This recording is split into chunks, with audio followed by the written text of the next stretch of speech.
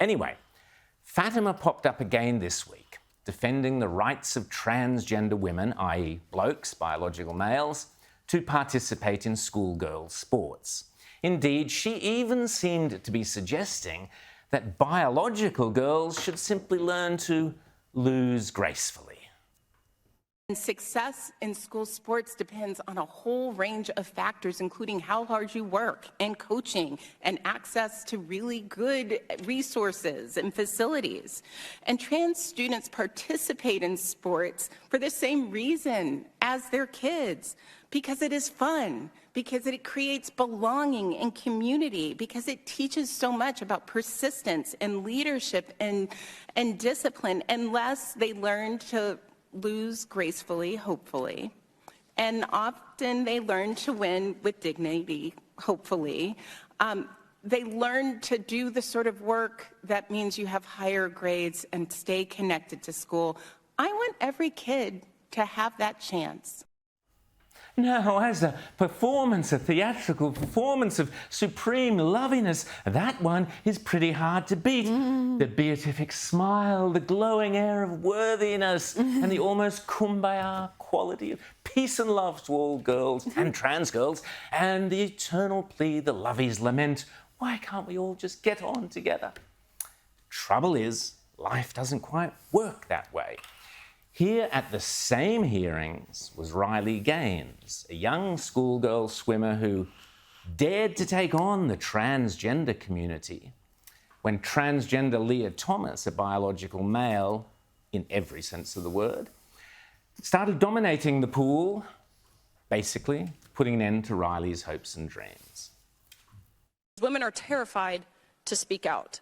They're terrified to be vilified. They're terrified to be called transphobic or bigots like we've been called in this hearing today for stating our views.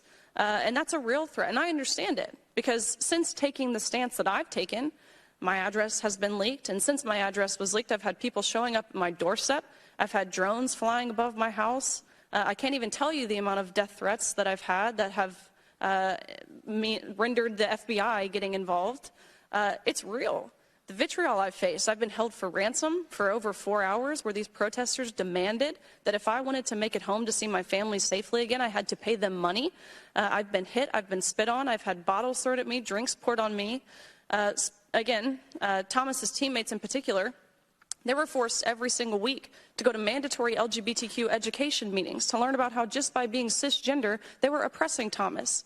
And when they were concerned about the locker room aspect, and 16 of these swimmers, Thomas's teammates, sent an email to their administration with their parents on the email expressing their discomfort in the locker room, the administration responded back with, if you feel uncomfortable seeing male genitalia, here are some counseling resources that you should seek in an attempt to re-educate yourself.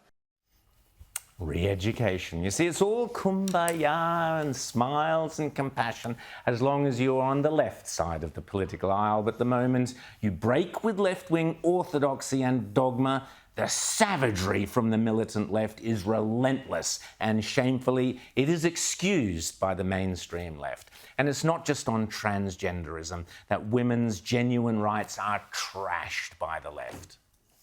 Believe all women died in a ditch in the Negev desert when it applied to Jewish women being hunted down, raped, tortured and murdered by Hamas terrorists and civilian men from Gaza. What we've seen since, and I've spoken about this repeatedly over the last few weeks, can be summed up in this grotesque moral equivalence argument put by a Democrat US Congresswoman, Pramila Jayapal, repeatedly refusing to unequivocally condemn Hamas. Terrorist organizations like Hamas obviously are using these as tools.